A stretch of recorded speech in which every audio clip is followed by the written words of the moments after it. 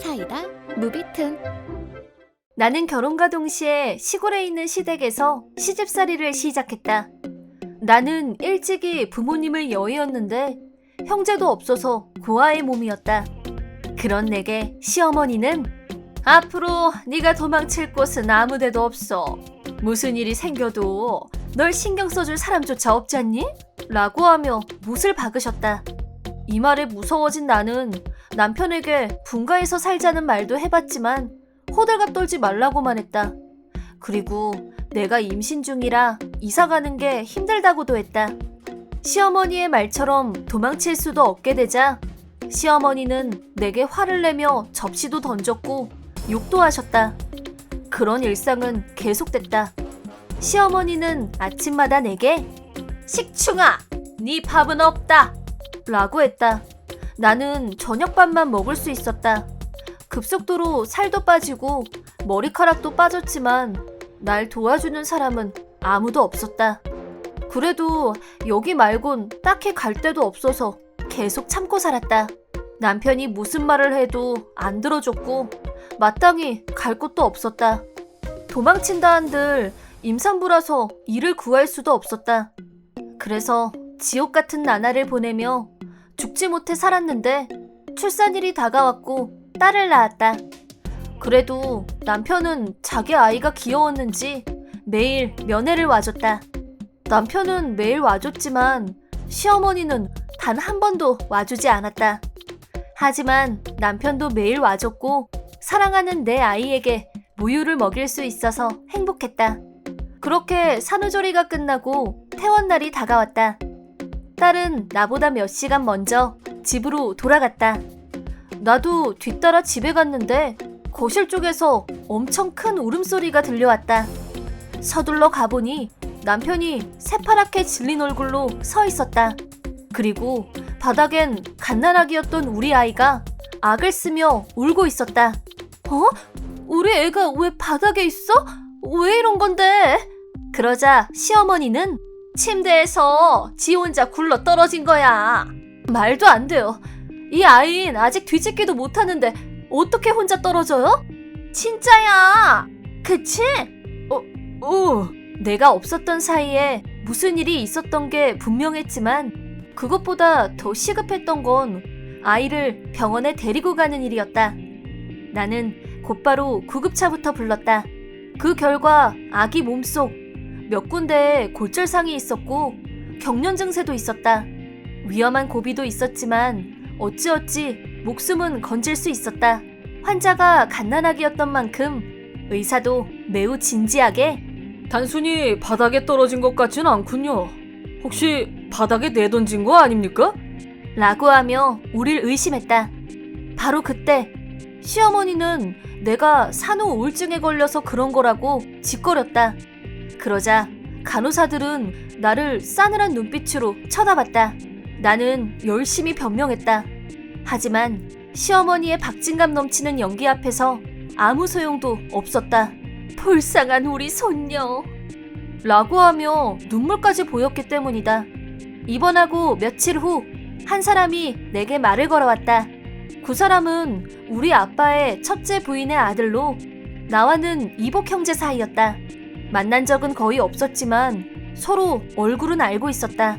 오빠는 내 얼굴을 보자마자 걱정됐는지 곧바로 내게 말을 걸었다. 여기서 뭐해? 얼굴은 왜 또 그렇게 창백한 거야? 마치 전곡을 찔린 듯 흠칫하는 나를 보고 이건 보통 일이 아니라고 직감한 듯했다. 잠깐 이야기 좀 하자며 나를 근처 식당에 개별룸으로 데려갔고 내 이야기를 천천히 들어줬다. 내 말을 들은 오빠는 격분했다. 지금까지 내게 저지른 만행은 물론 아기한테까지 그런 짓을 한 시엄마를 용서할 수 없다고 했다. 너는 물론이고 아기까지 험한 꼴을 당했는데 네 남편은 뭐하는 인간이야? 라며 남편을 향한 욕도 서슴지 않았다. 그 이후 오빠는 곧바로 변호사를 선임해줬고 집엔 들어가지 말라며 호텔도 잡아줬다. 나는 오빠가 하라는 대로 따랐다. 이틀 후엔 원룸도 계약해줘서 내 짐도 싹 다 옮겨버렸다. 오빠는 현재 외국계 회사를 경영하고 있는데 덕분에 부동산 쪽에 지인도 많은 듯했다. 그리고 나를 그런 불량한 인간들 옆에 둘 수 없다며 우리 아기도 원룸 근처 병원으로 옮겨주었다. 게다가 내 허락 없이는 아기의 면회도 할 수 없게끔 조치해줬다. 덕분에 시댁의 아이를 빼앗길 염려도 없었다. 오빠의 인생 좌우명은 한쪽 뺨을 맞았다면 총으로써 갚아줘라. 였다.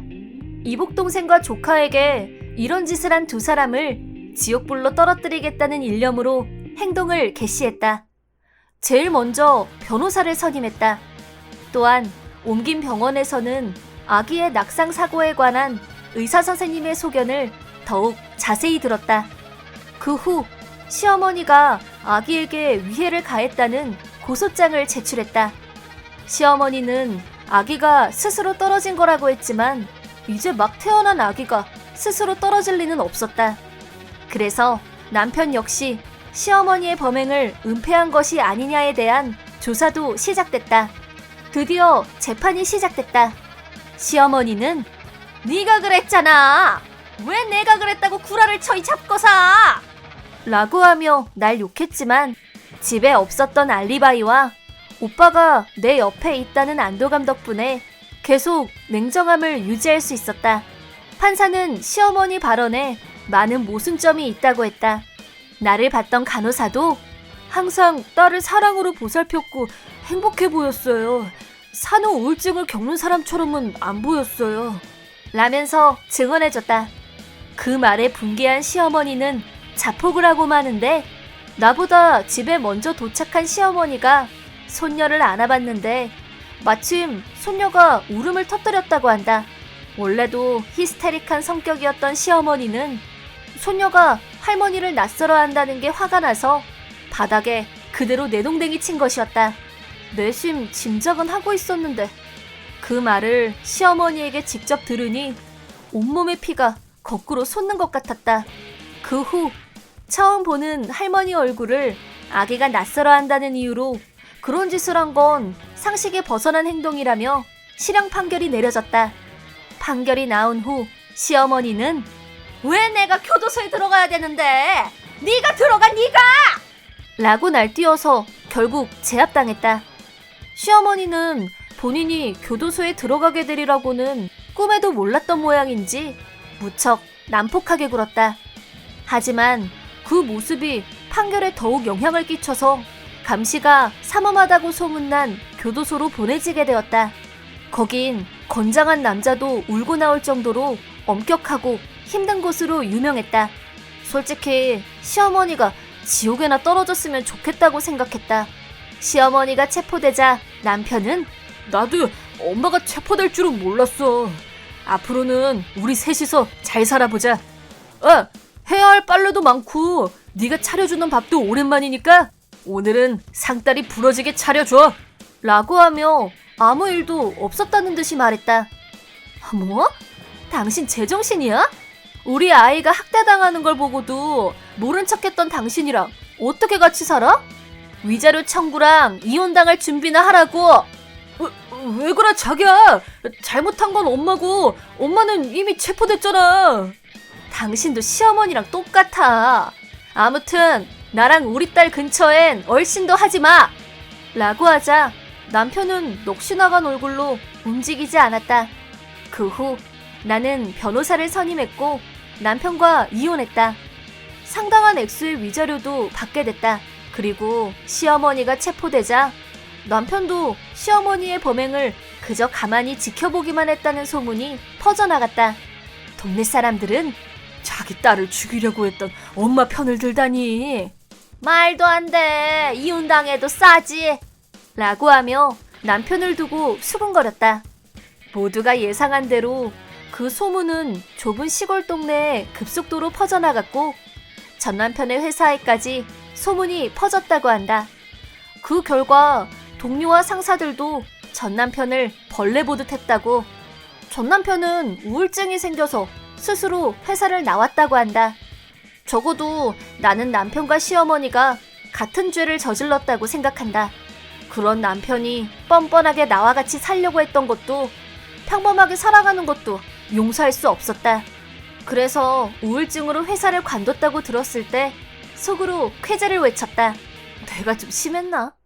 그 후 나는 이복 오빠의 회사에서 사무직으로 일하기 시작했다.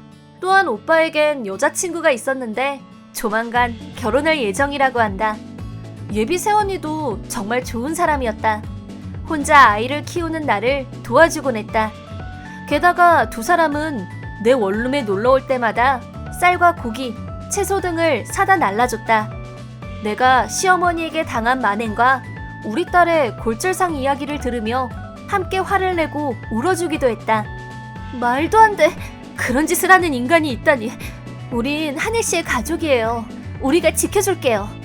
남편조차 이런 말을 해준 적이 없었는데 예비 새언니의 말을 듣고 나도 모르게 눈물이 나왔다.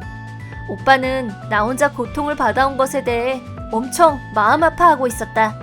좀 더 빨리 서로의 근황을 물어봤어야 했는데 가족인데도 몰라줘서 미안해. 라면서 사과했지만 나는 고마운 마음뿐이었다. 지금 이렇게 도와주는 것만으로도 정말 행복했다. 지금까지 나는 인간의 탈을 쓴 시어머니와 항상 제멋대로인 남편 외에 내 편은 없다고 믿어왔었다. 그래서 참고 버텼다. 하지만 지금 내겐 자랑스러운 오빠와 예비 새언니가 있고 사랑하는 딸도 있다. 지금까진 정말 힘들었다. 하지만 앞으로는 꽃길만 걸어갈 것 같은 확신이 든다. 이번 영상은 어떠셨나요? 재밌게 보셨다면 구독, 좋아요에 댓글까지 달아주시면 감사하겠습니다. 그럼 다음 영상에서 만나요.